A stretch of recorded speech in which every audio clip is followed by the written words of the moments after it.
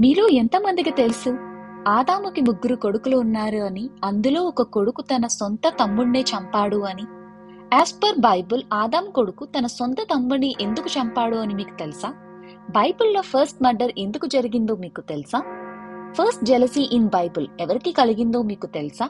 ఆదాము కొడుకులు ఎవరు, వారు ఏం చేసేవారో మీకు తెలుసా? ఆదాము వంశావళి మీకు తెలుసా?